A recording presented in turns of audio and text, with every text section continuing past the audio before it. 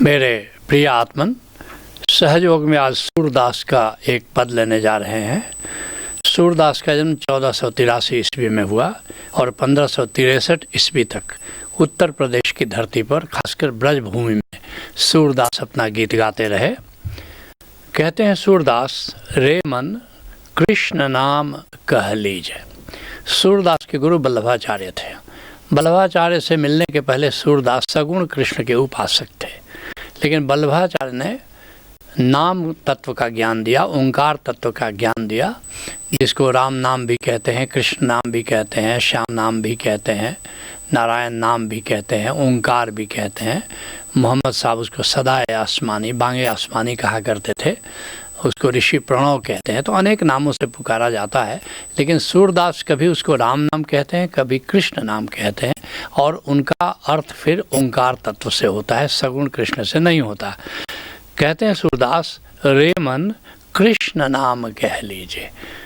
जो कृष्ण के नाम का तत्व है, जो ओंकार तत्व है, उसका सुमिरन करो।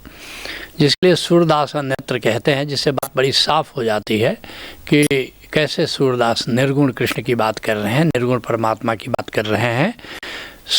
कहते हैं सूरदास, मुरली धुन गाजा, एक मुरली बज रही है, एक बांसुरी बज रही है, अनाहत नाद से उनका संकेत है।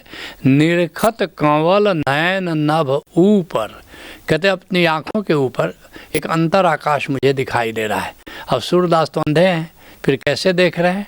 क्योंकि इसमें ये भीतर का अंतर आकाश है, उसको देखने के लिए बाहर की ये भौतिक आँखों की ज़रूरत नहीं है। वो तो भीतर चैतन्य खुद देखता है, आत्मा खुद ही देखती है अपने आप को। कहते हैं निरखत कंवल नयन नभ ऊपर, कहते सहस्त्रदल कमल मुझे दिखाई दे रहा है अंतर आकाश में, और शब्द अनाहत बाजा, और अनाहत नाद की गूंज हो रही है, अनवरत ओंकार के नाद की गूंज हो रही है। और ऐसे सुरति निह अक्षर, और जब मैं अपना ध्यान, अपनी सुरति उस निह अक्षर ओंकार में ले जाता हूँ तो इतना सुंदर है वो, कोटि कृष्ण तह लाजा, करोड़ों सगुण कृष्ण का सौंदर्य अगर एक पलड़े पर रखा जाए तो जो निर्गुण निराकार जो सौंदर्य है, नाम का सौंदर्य है, उसका पलड़ा झुका हुआ मुझे दिखाई देता है। और सूरदास सार लख पाया, कहते हैं सूरदास बड़े सौभाग्य की घड़ी है कि मैंने सार तत्व को देखा, सार तत्व को जाना, ओंकार तत्व को जाना। लखी लखी अलख अकाया, कहते हैं कि वह जो अरूप है, अकाया है, उस निरंकार तत्व को मैंने देखा और उसको देख करके मैं धन्य हुआ। कहते हैं सूरदास, गुरु के वचन अटल कर मानाई। कहते हैं कैसे जानोगे उस सार तत्व को, कैसे जानोगे उस कृष्ण नाम को, कैसे जानोगे उस ओंकार तत्व को? सदगुरु से नाता जोड़ना होगा, पूरा गुरु से नाता जोड़ना होगा, और वो बताएगा तुम्हें ओंकार तत्व का अनुभव कैसा होता है। और फिर केवल ओंकार तत्व जानना काफ़ी नहीं है, उसके स्रोत तक जाना होगा, जहाँ वो पैदा हो रहा है, जहाँ वो गूंज रहा है, उस विराट आकाश जहाँ से वो पैदा हो रहा है, वहाँ तक की यात्रा करना ही अध्यात्म है। इसलिए कह रहे हैं कि वहाँ तक जाओगे कैसे? गुरु जो मार्गदर्शन दे रहा है, गुरु जो गाइडलाइंस दे रहा है, उसका मार्गदर्शन फॉलो करना है, तभी तुम ओंकार के मूल तक जा सकते हो। जिसके लिए चरणदास कहते हैं, गुरु कहे सो कीजिए और करे सो कीजिए नहीं। अधिकतर लोग गुरु का अनुकरण करने लगते हैं, जैसा अगर वो सिर पर केश रखता है तो लोग केश रखते हैं, दाढ़ी रखता है तो दाढ़ी रखते हैं, जो लिबास पहनता है वैसा लिबास पहनते हैं। लेकिन कहते हैं कि नहीं, गुरु का अनुकरण करना उचित नहीं है। गुरु जो कह रहा है उसका पालन करना है। गुरु कहे सो कीजिए और करे सो कीजिए नाही, क्योंकि गुरु कर रहा है वो अपने तल से कर रहा है, हमारी ऊंचाई वो नहीं है, इसलिए हमें उसका अनुकरण नहीं करना है। चरण दास की सीख सुन और यही राख मन माहे। चरण दास कहते हैं कि ये मेरी बात सुनो, समझो इस बात को और इसको अपने हृदय में रख लो। और क्या रखना है कि गुरु जो कह रहा है उसको करो, जो कर रहा है उसका अनुकरण करने की कोशिश मत करो। कहते हैं सूरदास, गुरु के वचन अटल करी मानहि और साधु समागम कीजिए। गुरु की बात को मानना है और संतों के बीच रहना है, साधुओं के बीच रहना है, साधकों के बीच रहना है। क्यों रहना है? क्योंकि वहाँ सत्संगति होगी, और अगर संसारियों के बीच में ज़्यादा रहोगे तो कुसंगति होगी और मन कुसंग में पड़ जाएगा, सत्संग छूट जाएगा और कुसंग में तुम पड़ जाओगे। सत्संग छूटा कि सुमिरन छूटा। कहते हैं सुंदरदास, संत इसी बात को बड़े प्यारे अंदाज में कह रहे हैं, संत समागम कीजिए और तजिए और उपाय। संतों का समागम करिए, संतों के सानिध्य में रहिए, संतों के सानिध्य ही सत्संग है। संत समागम कीजिए, तजिए और उपाय। और इधर उधर जाना, साधना करना, नाना प्रकार की तीर्थ जाना, अनुष्ठान करना, व्रत करना, यज्ञ करना, हवन करना, वो सारे उपाय छोड़कर सिर्फ एक काम करिए, सत्संग करिए, संतों के बीच में रहिए। सुंदर बहुते उद्धरे सत्संगति में आई। अनेक लोग इसी तरह उद्धृत हुए, इसी तरह उनका उद्धार हुआ है सत्संगति से, संतों के बीच में रह करके। अगर हमारा भी उद्धार होगा तो सत्संग के द्वारा ही होगा, जिसके लिए पलटू साहब कहते हैं, छोड़ कथनी कहें ज्ञान से जुदा रह। ये जो वाचक ज्ञान है, जो लोग ग्रंथ पढ़कर, किताब पढ़ करके उसके आधार पर जो उपदेश देते हैं, बस उससे अपने को पृथक करो।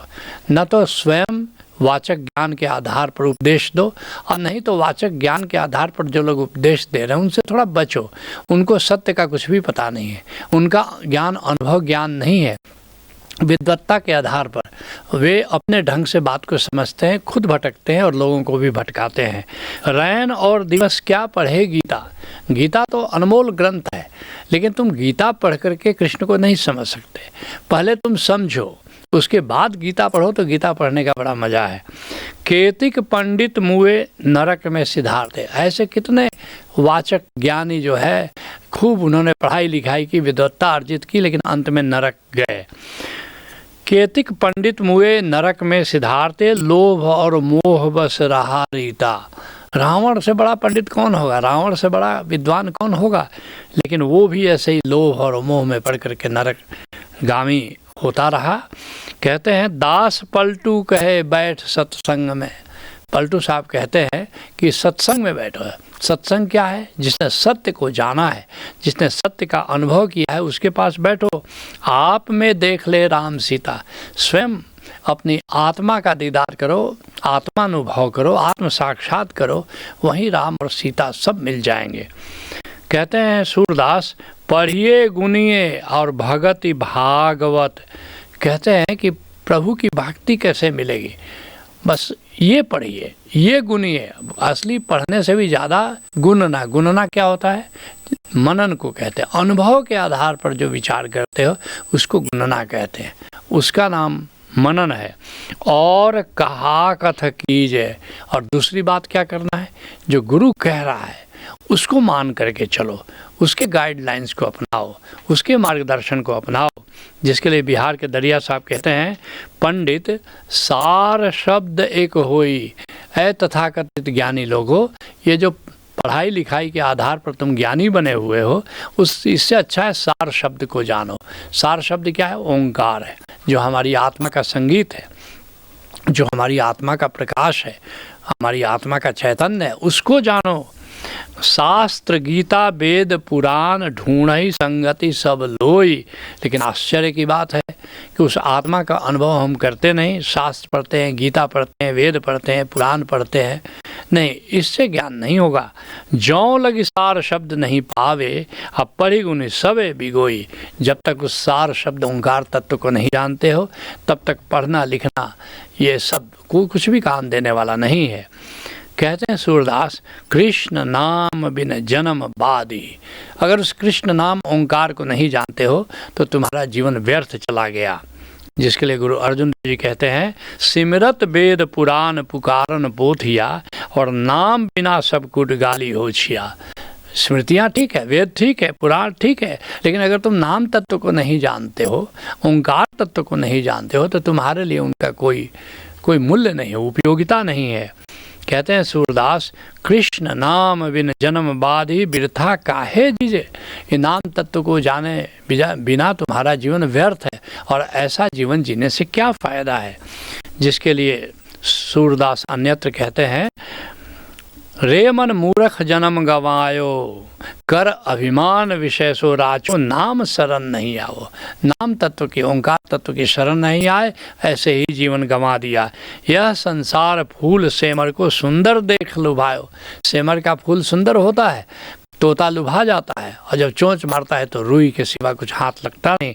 चाखन लागे रूई उड़ गई हाथ कछु नहीं आयो, कहा भयो अब के मन सोचे पहले नहीं कमायो, सूरदास हरि नाम भजन बिन सिर धुनि धुनि पछताओ।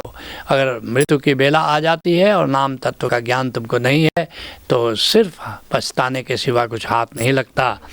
कहते हैं सूरदास, कृष्ण नाम रस भयो जात है, तृषावंत भय पीजे। ओंकार की गूंज सदा हो रही है, कृष्ण नाम की गूंज सदा हो रही है, ये रस बहा जा रहा है, तुम उसको पियो, अभिप्सा रखो, उसके प्रति प्यासे हो जाओ और उसका रस पान करो।